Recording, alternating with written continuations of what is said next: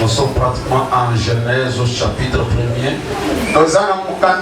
Genèse chapitre 28e verset. Verset 28. En lisant au nom de Jésus-Christ. Il faut lire avec un bon micro. S'il n'y a pas, je vais lire. Ok. Je vais lire au nom de Jésus. Tu peux dire quand même Amen. Amen.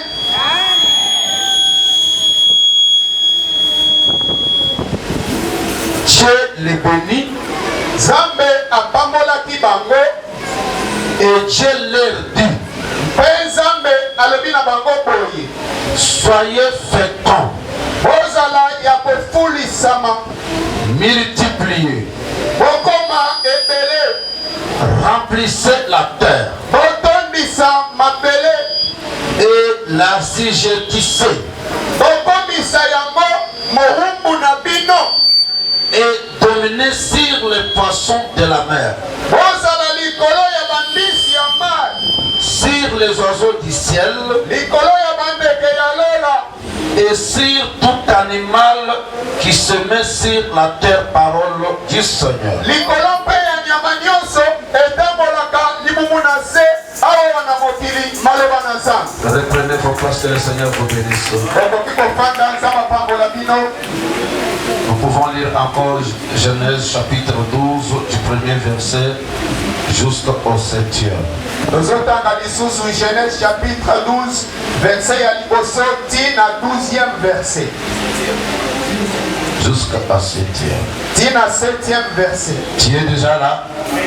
Okomi. Tu vas faire cette lecture ensemble avec moi. L'Éternel dit à Abraham, va-t'en de ton pays,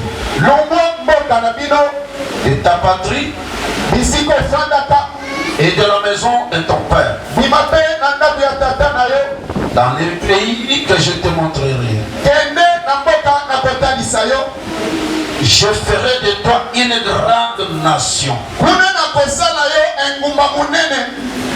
Tu peux souligner, je ferai de toi une grande nation.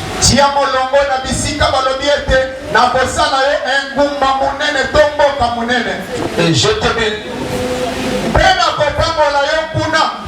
Technicien, bon, ce micro. Dimanche, avant de voyager,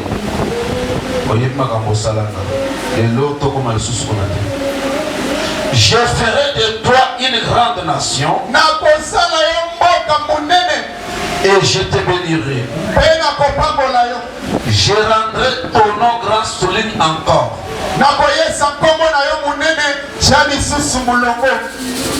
Je rendrai ton nom grand. Et tu seras une source de bénédiction. Je bénirai ceux qui te béniront. Et je maudirai ceux qui te maudiront. Et toutes les familles de la terre seront bénies en toi.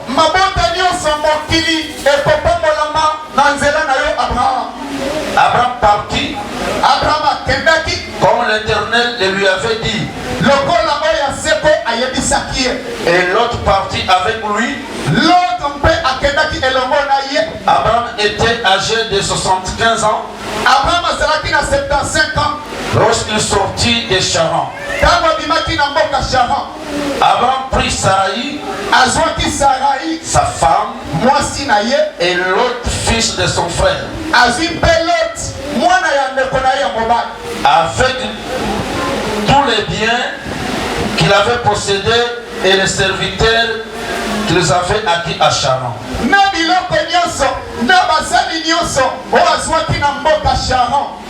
Ils partirent pour aller dans les pays de Canaan. Et ils arrivèrent au pays de Canaan. Abraham parcourut les pays jusqu'au lieu nommé Sichem.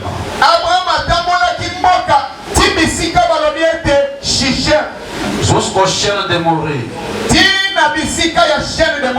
Les Cananéens étaient alors dans les pays.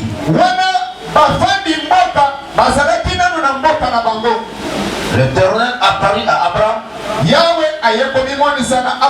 et dit, je donnerai ce pays à ta postérité. Et Abraham bâtit là un autel à l'Éternel qui lui était apparu parole du Seigneur.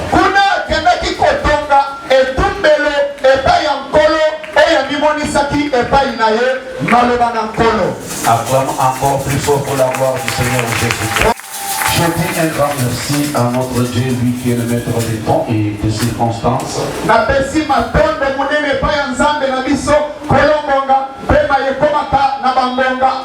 De nous avoir gardé en vie. Nous étions à un petit déplacement. Il nous a gardés de là et il nous a emmenés encore jusqu'ici. Que son nom soit loué. Je lui dis encore un grand merci de vous retrouver tous en bonne santé ce matin. Il vous a gardé en vie, vous vous êtes en bonne santé, que son nom soit loué, parce qu'il est le seul notre protecteur. Alléluia. Amen. Je bénis tous les hommes de Dieu, tous les pasteurs de cette église.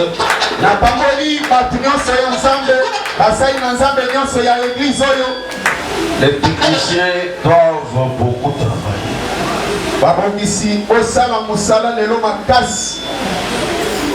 Je disais, je bénis tous les hommes de Dieu, tous les pasteurs, tous les serviteurs de cette église.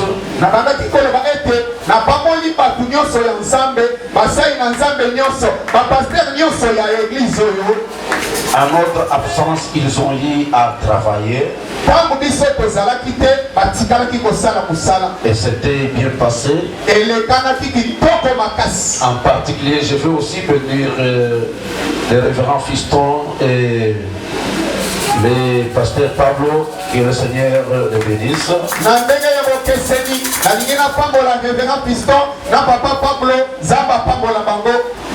Amen. Amen. Tu n'es pas content de leur bénédiction?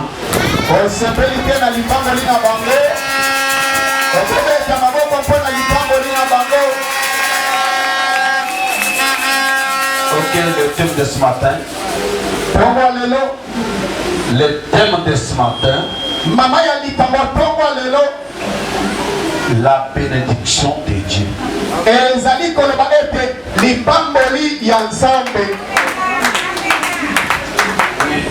J'ai compris une chose, que ce matin il n'y a pas beaucoup de gens qui veulent la bénédiction. Non, ne sont pas là.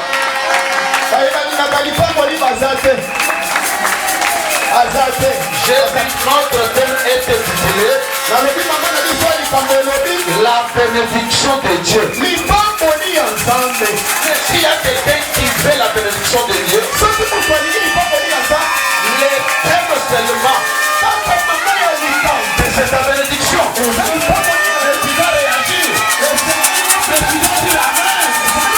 Tu dois acclamer. Tu dois prier. Tu dois faire quelque chose.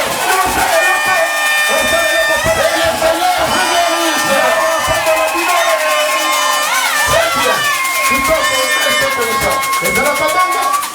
bénisse. La bénédiction de Dieu. C'est ça notre thème de ce matin. Vous savez pourquoi j'ai voulu prêcher cette heure? Parce que là où nous venons,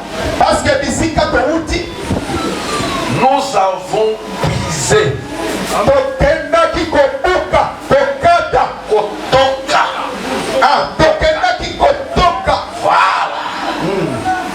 nous avons puisé de bénédiction en bénédiction. De bénédiction en bénédiction.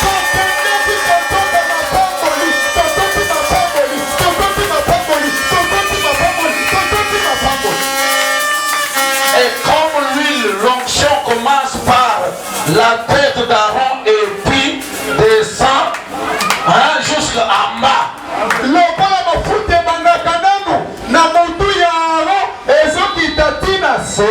Ce que nous avons reçu, ce que nous avons puisé, ce matin, nous allons te connecter à la source de la bénédiction.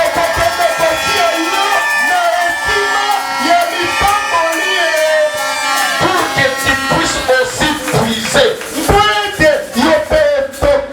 Alléluia. Alléluia. Amen. Que le Seigneur vous bénisse. Genèse chapitre 1er, 28e verset, la Bible dit. Genèse chapitre verset 28, Bible lobby. Dieu les bénit. Dieu les bénit. Écoutez, C'est une bonne parole prononcée du Père. Oyuka, na yebisaka bino mingi mingi ete lipamboli ezalaka maloba ya kitoko ebimana monoko ya tata. Et lorsqu'on parle de la bénédiction, Ntango bazoloba lipamboli, la bénédiction englobe beaucoup de choses. lipamboli eza na biloko ebele ya malamu. Alléluia. Amen. Dans la bénédiction, Na lipamboli, il y a la protection divine. obatelemi ya Nzambe eza. Dans la bénédiction, Na lipamboli, il y a la sécurité. eza na lipamboli. Dans la bénédiction, Na lipamboli, il y a la longévité.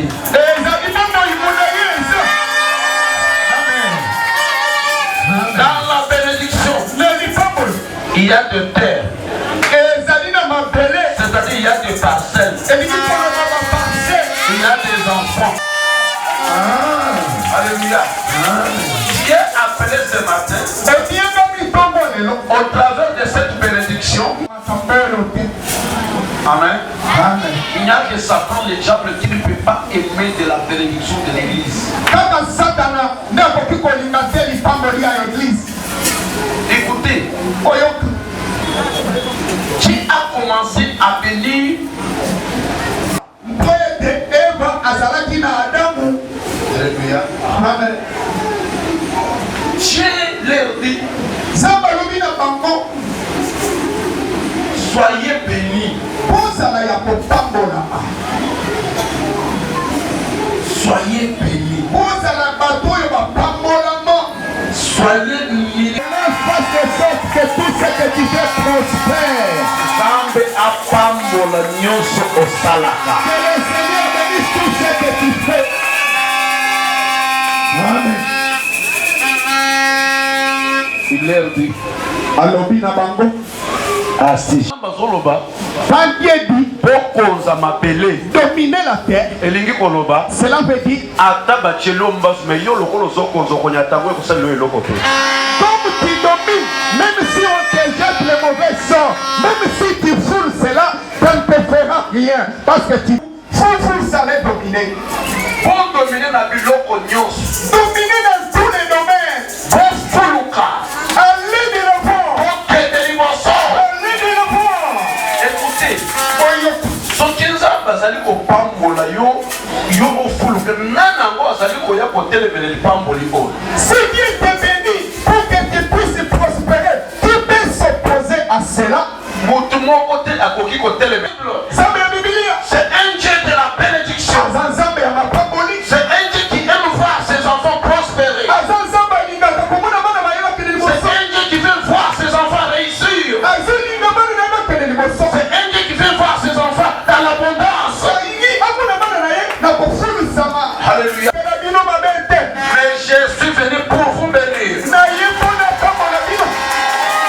Tozali yango. Il dit à Abraham, Alobi na Abraham. il est encore Abraham. Azalaki nanu Abraham. Il lui a parlé. Abimonisi epa na ye. Il lui dit, Ayebisi ye. Abraham, Abraham. où je vais te montrer. Oyo yo na kotalisa yo. Et ici, en particulier, j'ai béni Abraham. Awa na ndenge bokeseli na pamboli Abraham. Quelqu'un que tu n'as jamais connu. Moto oyo nano oyeba te. Hein? Moto tikala koyeba ye te. Tu n'y as jamais vu. Aya kaka boye na ndoto. Il vient dans les rêves. Oh Abraham, Il te dit Abraham, tika famille na yo, laisse ta famille, tika papa, laisse ton père, tika bandeko, laisse tes frères et sœurs. tika mboka bisika osi oyeba. Quitte là où tu es connu. Bima, Sors. kende, Vas-y. bisika nga na kolakisa yo. Là où je te montrerai. Alléluia. Amen. Il te sépare avec ta famille. Azoka bolona libota. Là où tu vois, Bisiko zomona. tu ne connais, là où tu pars, Bisiko zokende. tu ne connais personne. Oyebi mutuke. Aucun ami, Moninga aucun frère, Moninga aucune sœur, Certes. hein, lié Et kangana. à une séparation d'autres personnes. Na bokanina basusu. Ah. Nzambe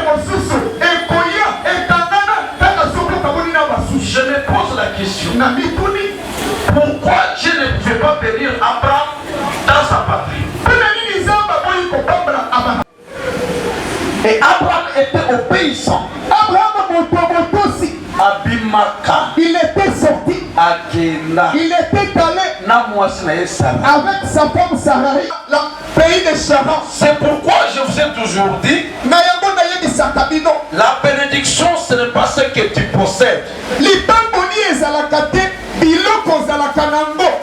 Parce que lorsque je suis en train de te prêcher ce matin, parce que la Bible dit, Abraham était sorti avec les biens qu'il avait acquis à Charan. Et là, je te bénirai. C'est celle qui va te donner ce matin.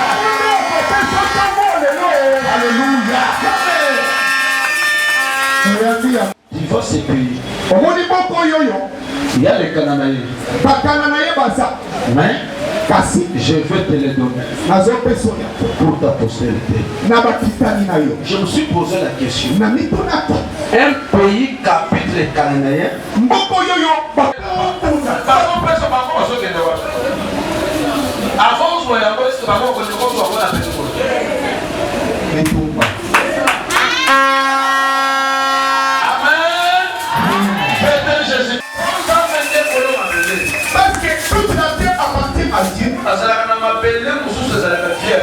Il a aussi d'autres terres qui sont vierges. Au lieu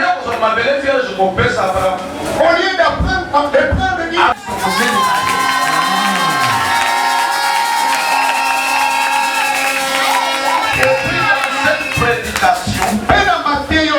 nous allons organiser 3 jours de prière.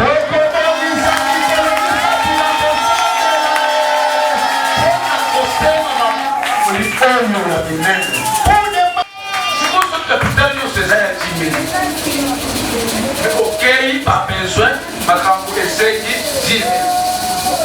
Pour moi, il y a des erreurs. Il y a un peu de erreurs dans le monde.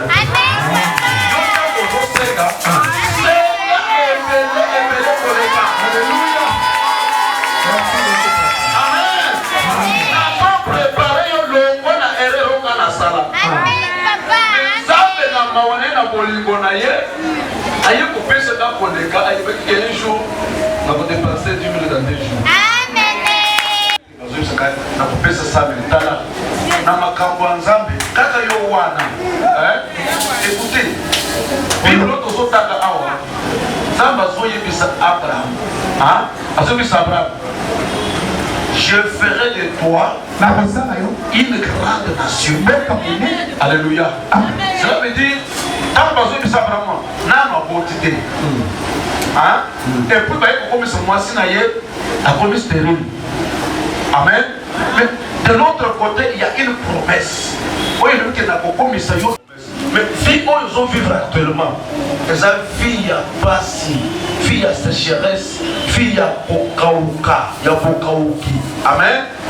Mais ce qu'on fait, c'est qu'on sont dans la qualité. Puis la pensée négative, ça t'a joué pour le bénéfice, mais il y a la promesse. Mais loyer, est-ce que vous avez un loyer? La zone qui s'est fait un loyer, que nous osons à la ARS. Que nous osons à la barrière au nom de Jésus. Alléluia. Nous avons quand on a joué Bissayo, ça n'a pas comme moi de ses pannes.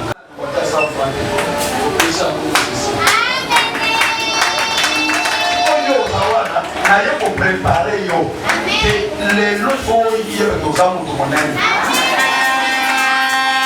Les lots aux amis pour pambo la mananzam.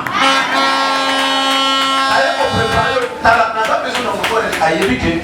Zamba pour comme c'est pour trouver là-bas de couper sur $100.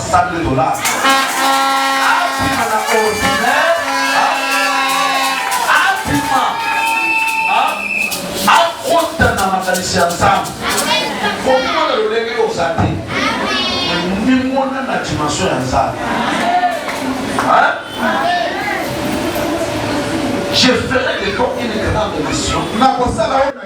La ligue voyait Bissayo. Oli Goboli Gate. Ce qui est en train de faire abattu au tombeau là, à Koye, à Yoboki. aponi kaka ata oza mutu ya kotenga ata oza kitoko te problème eza kesho ya nzambe esili kokoya epai na yo barapo nyonso bakopesa yesu aza nango tina te problème eza ke gele choisi pour porter mon nom dans toutes les nations. Alors, toi, où est ton problème? Mais Dieu m'a choisi.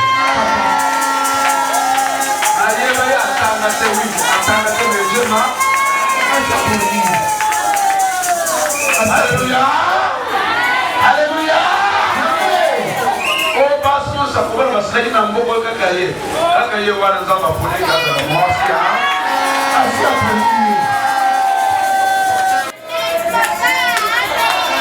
Alléluia.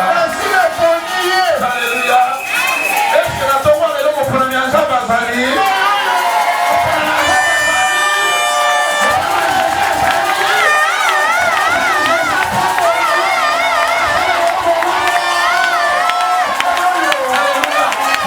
Élection dans ma famille. Babiso to ko bi matin. Yo wa to ko bi matin. Yo na ko ko di ngayo. Ba ko ba ye ko na yete. Yete. Mais pour la Jésus, Jésus a dit ni ya. Na ya mo na to wa lelo, o sa mu tu pa mate, o sa na mu tu e ko se ya Jésus, o sa mo ko na ya Jésus.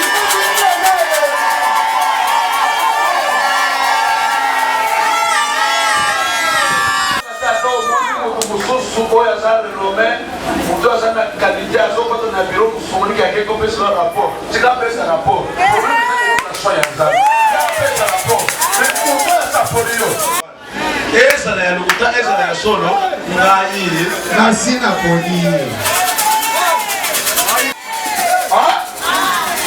oza choix ya nzambe ntango nzambe azosala choix na ye eza mpona kokitisa yo te eza mpona kotombola yo mpo bayeba yo bisika nano bapatikala koyeba yo te. Alléluia. Alléluia. Nzambe asele bino bolamu azoko depena bapapa nzambe asele bino bolamu nzambe amakisa bino nzambe amakisa bino bamula ebele omata omata na dimension omata na kole na yesu oyambi yango kolakela ye mabe mais oyo nyonso kopambola yo na nzambe mpe na kosala nini bongo lo ndenge oza wana lola esili kopasiala puisse tomber sur toi ndenge oza wana milelo esila au nom de Jésus et puis moment ya baslogan esila okoma na moment ya procession au nom de Jésus oprocede babiloko osimba yango bandela oyo tozolo osimba yango obanda kopesa yango ozosala Jésus mosala bafuso omoneka kopambolami na nzambe toyambi yango papa. Alléluia.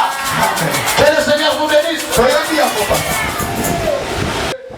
ngape na kopambola ye oyo nyonso kolakela yo mabe ngai mpe nakolakela ye mabe. Écoutez, oyoka la Bible dit ceci, c'est la bénédiction de l'Éternel qui enrichit.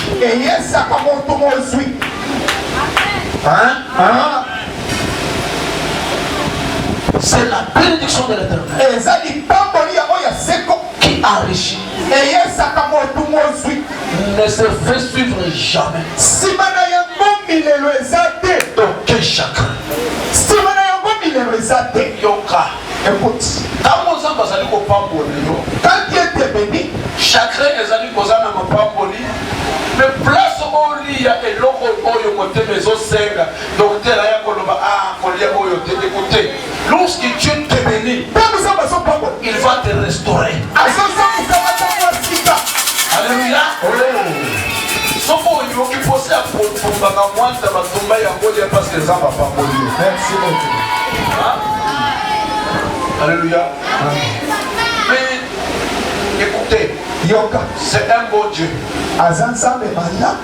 Pourquoi? Il dit, cette même bénédiction. Je l'ordonnerai.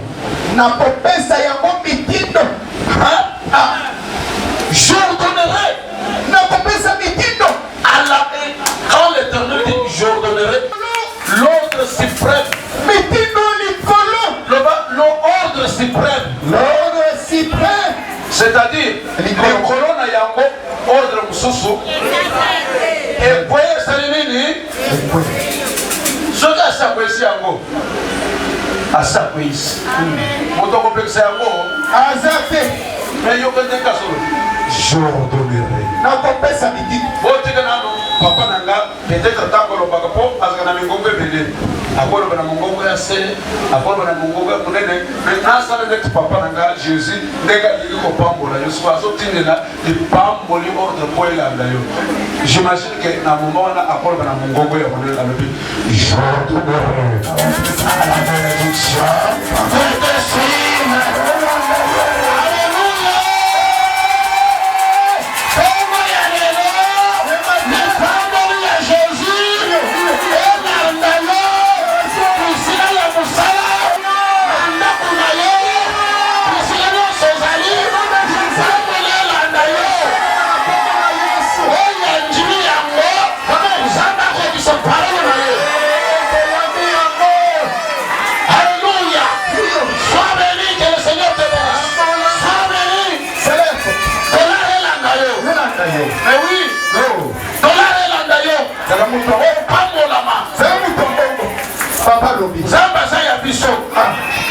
Est-ce que vous comptez la Bible en votre yoka?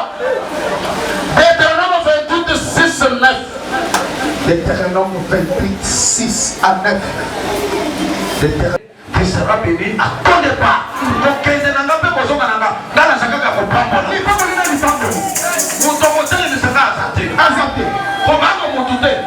Où est la parole de Dieu? Parole de la Bible, les autres. Écoutez, ce qui nous rêver à comprendre que Malobé est là, est à Lyon. Mais dans un but, c'est que Malobé est outé pas dans ça. Ça va, on va y aller. Ça y est, victoire à comprendre. Les personnes, il y a pas de moulin à yo. Dis que Bango Baya. Je vais dire les autres, on va sortir dans la place Wana. Bayo Kani, Basali Coalition, Basali Makita, Basoya Nanzela Moko. C'est quoi que vous avez dit? Vous avez dit que vous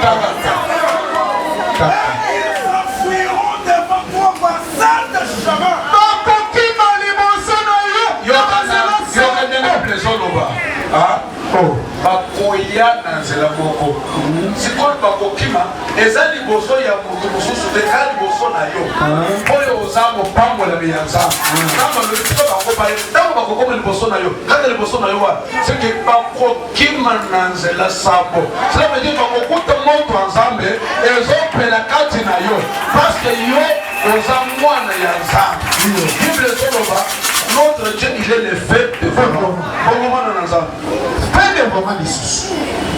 Ako bakokoma bakokima liboso na yo eza liboso moto mosusu te liboso na yo nzela sambo cette fois baoyo bakei kote oyo bakimi ndenge oza boye omiyebaka te nazoyebisa yo sécurité na yo protection na yo ezakala na kati ya bénédiction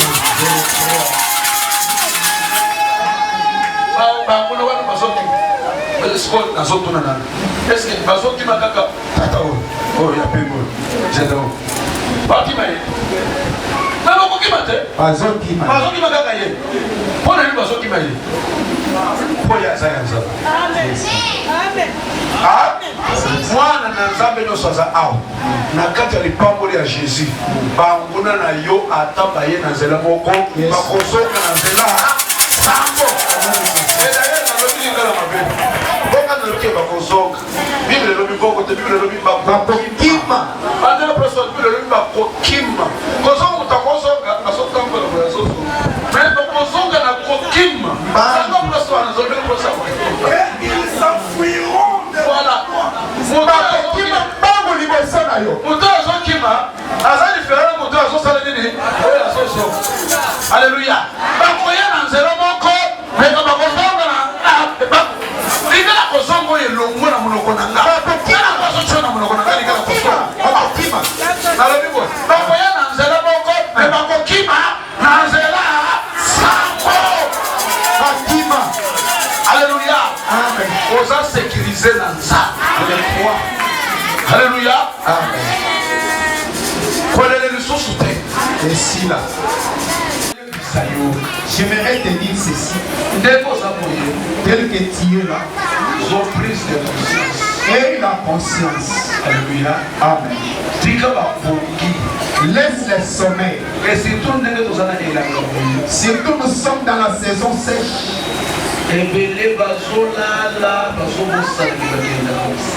Bon nombre déjà dorment et oublient qu'ils travaillent. Il y a aussi certaines personnes dans cette église. Et ça passe. Mais au moins à Jérusalem, on a trouvé quand même pas de souper sur la mine. Mais tant que nous sommes dans la capitale. Présidence des alliés. Amen. Mais oui. Attends, mais nous allons voir. Mais papa est méchant. Mais l'église de Bissau, c'est là qu'on était écouté. Il y a quelqu'un à Jérusalem. À Jérusalem, il fallait qu'il y ait un bongo pour n'attendre que biloko. N'est-ce pas yokoye n'a qu'à faire. Mais papa kono kabaki kabela kapé écouter. Na zo kabela yo spirituellement. Parce que la bénédiction est spirituelle. Mais elle va s'engendrer en matériel. Alléluia. Amen. Non, bah tout le monde va dire qu'on s'appelle dans l'église à pasteur de faire. Voilà ton côté prière samedi na correct na convention. Azo bisengala na 21 to au côté lobby. Carnet à matin, tu as la Bible, tu as la Bible et le téléphone, dans le sabbat d'un côté. Est-ce qu'il y a bien un pays, ma pasteur va écrire dans ton propre convention, c'est que la peau, ma pasteur va écrire qui tombe. Oh, il y a un seul point dans ce yango. Amen. Alléluia. Je suis content de mais ici, la femme est dans la baba, les lois, ça peut être responsable. Écoutez, moi je l'ai présenté. Ça va zola mais le na fofo. Mais yo ça pressé. Ça na tâche beaucoup ba lokana chilumba. Bako tuile mu chilo. Wewe la kakumuyishi. Bazo tuile na yo na liboka. Yo zo limbola. C'est-à-dire biloko bazo tuile na liboka oh. Eza ya yoko yo le faut ça prince, ça prince. Zo limbola na nze. Mais yo zo so c'était liboka. Zo limbola, zo limbola. Y éviter. Alléluia. On y évite. Il faut s'écouter.